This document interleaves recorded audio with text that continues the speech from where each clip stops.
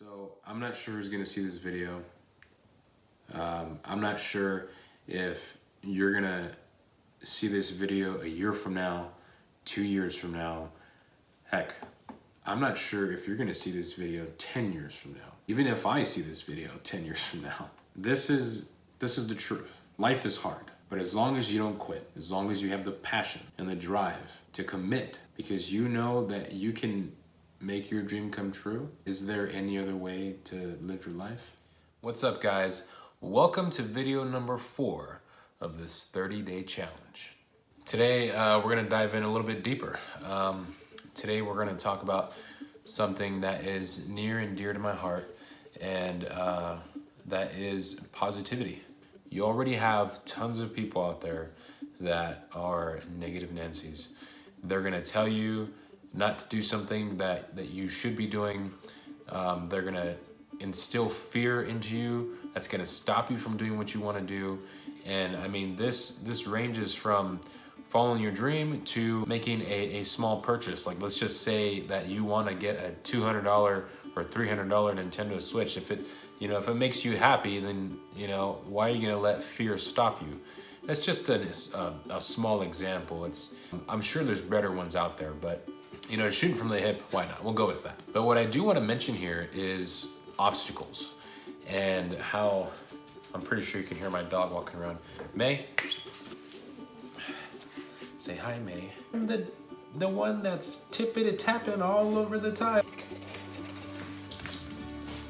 All right, so she just wants to hang out. Cool, I'm cool with that. All right. So today, I just wanted to talk about obstacles, why they're there, and what I've done personally to get over obstacles that have constantly seemed to just get in my face.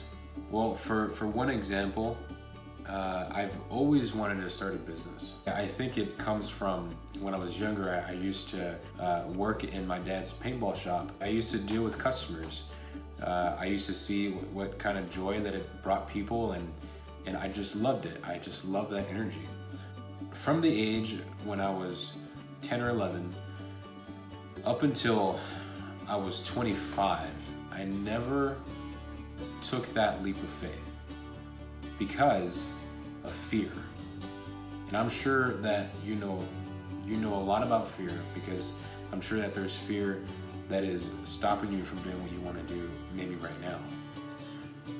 Well, I would say 100%, if it's what you love and it's what you feel brings you the most joy, you have to listen to that part of you inside, because not until I actually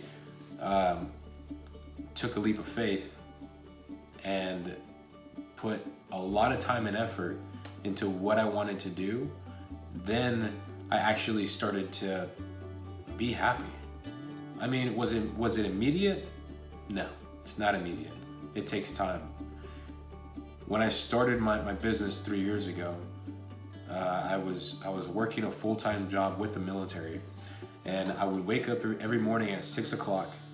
I'd go to work. I'd be there for 9 hours, and then it'd still take me time to go home. So if you take into consideration all the time that it took for me to wake up and go to work, to wake up, get in the car, go to work, go to lunch, come back from lunch, the driving time between lunch, and then go back to work for a few more hours, and then the drive home. That, for me, took about 10 and a half to 11 hours of my day. And by the time I got home, I would change. I'd try to get myself in the right mindset that I'm a business owner and I have to start working for my business. It was hard. It was really hard, because it's not just me. I'm a father, I'm a husband, and I was in the military. And on top of that, the military took me away from my family, took me away from my home, weeks at a time, sometimes months at a time. And it was very difficult for me to adjust, to just balance it. So that's just my personal experience with life and the obstacle that I had in front of me. When I decided to take this leap of faith, I asked myself this question: when I'm 75 years old, when I'm 85, 95, shit, if I make it that far, and look back at my life, am I gonna be happy with the decisions that I have made throughout my life? If I stuck to the military for 20 years and retired, or 25 years and retired, would I look back and be happy? Because I can already foresee if I did stay in, how much time I'd be away from my family, how much headache it would be to come back from detachment and try to live a normal life. Try to pretend like everything's going back together. Try to pretend like everything's back to normal. When really, my wife and my kids learned to live without me. So when I came back, I was like a third wheel to my own family. And who wants to do that? So once I asked myself that question, I knew right then and there that no, I did not want to do that. I didn't want to do that to myself, and I did not want to do that to my family. I'm not gonna lie, the thought of leaving brought anxiety and depression. Because anxiety comes from the future, right? Depression is stress that you feel for something that has happened in the past. So that's what I started to feel. I started to feel anxiety and depression. And so I just knew that I had to make the leap of faith. And so I dove into YouTube. I dove into books about self-help books, self-education. I started to pay attention to people that took that leap of faith in their own life and what kind of experiences they had. And if you look online on YouTube, you literally find damn near everything. I mean, I learned how to fix my dryer from YouTube. So I took that leap of faith, dove into books hard. In all these books you see here, I purchased about within a year. All those books I purchased within a year, and I've read them all. You won't believe how much insight there is from pieces of paper that have text on them. What I realized was that there's tons of information out there. I mean, just an influx of people like you and me, people like us that have shared their knowledge, and it's out there in the world for your taking. And just go out there and just grab it and just soak it in here. So if there's anything that this video does for you today, is that I hope that it brings you a sense of relief for you to do what you love, because that's what life is about, right? Life is about surrounding yourself around people that love you and care about you, and for you to wake up every morning and love what you do. I'm a huge advocate of loving what you do. Disclaimer, even though you start doing something that you love, it's not gonna 110% be butterflies and sunshine and rainbows. Like it's not reality.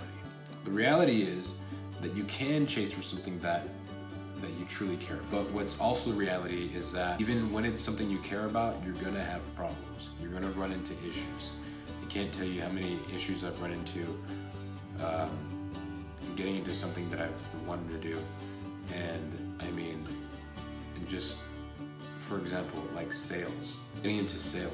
I have been told no so many damn times. And in the beginning, it bothered me so much. I remember that feeling inside of me, the feeling in the pit of my stomach that just turned and just made me sweat and made me feel so scared.